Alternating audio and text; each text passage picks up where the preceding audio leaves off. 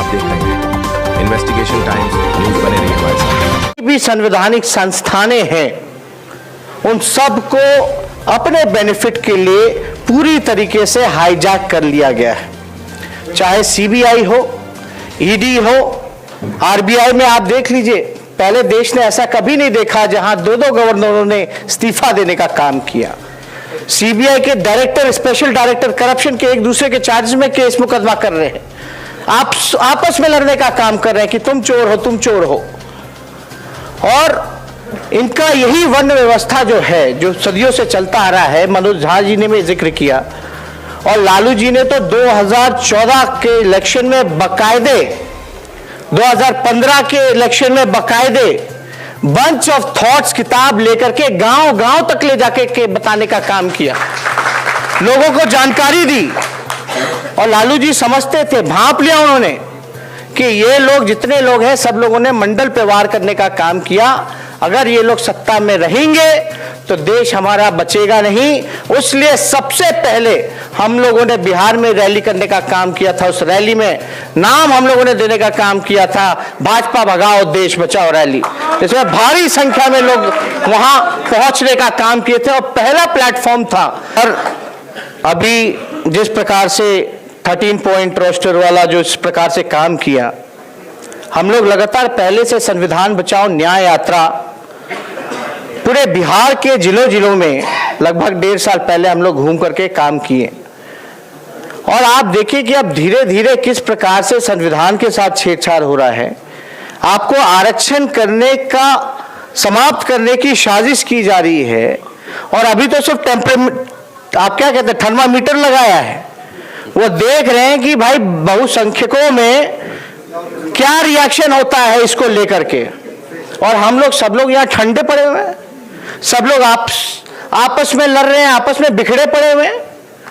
अभी तो बेहद जरूरी है कि अब हम लोग कब सबक सीखेंगे, जब फिर वो व्यवस्था आ जाएगी, फिर से हमारे बाबा साहब अंबेडकर की मूर्तियों को तोड़ा जाएगा, कर्पूरी ठाकुर जी को गाली दिया जाएगा, जगदेव बाबू जैसे नेताओं को गोली मारा जाएगा, तब हम लोग जागेंगे क्या। और मुझे दुख है, एक उर्मिलेश जी ने एक बात कही, उसको लेकर के हम बहुत चिंता में हैं। उन्होंने कहा बाबा साहब अकेले, एक अंबेडकर ने पूरे आरक्षण की व्यवस्था की, पूरे बहुसंख्यक पिछड़े जितने लोग थे, दलित थी, उनके लिए करने का काम किया। आज हम लोग इतने नेता हैं, इतने लोग हैं जो उनके बनाए हुए संविधान के बदौलत आज हम लोगों को रिप्रेजेंटेशन मिला, जो भी लोग हैं उनके बदौलत है। और हम लोग उनके सपनों को पूरा करने के लिए आज कुछ भी नहीं कर रहे। सब लोग अपने अपने सत्ता के लालच में बैठे हुए हैं। और इसको लेकर के हम लोगों को चिंता है कि आखिर हो क्या गया है। आज जितने भी मेंबर ऑफ पार्लियामेंट्स, चाहे पिछड़े समाज के हो, दलित समाज के हो, आदिवासी समाज के हो, आज पार्लियामेंट में बैठे हैं, तो आज आखिर ऐसी कौन सी उनकी बीमारी है जिनके वजह से जो आए आज उनको गाली दिया जा रहा है, उनके संविधान को खत्म किया जा रहा है। और वो लोग आज ऐसी नीति को समर्थन देने का काम कर रहे हैं जो कि देश के लिए ठीक नहीं है, बहुसंख्यकों के लिए ठीक नहीं है, जो कि संवैधानिक विरोधी काम है जो किया गया। तो हम लोगों को समझना पड़ेगा। और उनसे हम आप सब लोगों से अपील करते हैं कि जहां भी आपके सांसद हैं, आप उनसे सवाल पूछिए कि आप चुप क्यों रहे, इसका विरोध करने का काम क्यों नहीं किया। आपको घेराव करना पड़ेगा। हम जानते हैं हमारे अपने लोग हैं, लेकिन हमारे अपने तो मेरे चाचा भी हैं बिहार में। हमने तो बिहार का मुख्यमंत्री बनाया और वो तो डीएनए का गाली सुनते रहे। अब डीएनए ठीक हो गया, मिट्टी में मिल जाऊंगा लेकिन भाजपा में नहीं जाऊंगा। उन्होंने क्या कहा कि संघ मुक्त भारत बनाने की बात करूंगा। आखिर वो भी तो ओबीसी हैं, हमारे चाचा हैं, हमारे अभिभावक हैं। और हमारे तो पिता ने संस्कार में सिखाया कि बड़ों का सम्मान करो, इज्जत करो।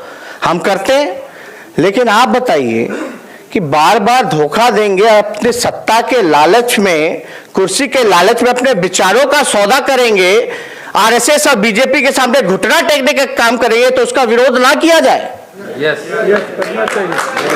मैं मानता हूं कि भले ही हमारे अपने लोग हैं, लेकिन अपने लोग बनकर के मीठी मीठी बातें करके अगर पीठ पे छुरा भोंकने का काम करें तो वो उससे ज्यादा खतरनाक व्यक्ति और कोई नहीं हो सकता। इसलिए हम सब लोगों को ऐसे व्यक्तियों का चिन्हित कर करके इसका विरोध करना चाहिए और सबक सिखाना चाहिए।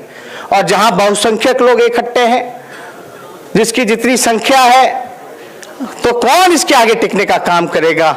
इसलिए हमारे चाचा तो पहले समर्थन कर दिए, फिर शर्माते शर्माते जब बहुजनों का जब दबाव आने लगा तो शर्माते शर्माते हमारे लाइन पर बोलने लगे कि जिसकी जितनी आबादी है उसको उतना अधिकार मिलना चाहिए जनसंख्या के आधार पर।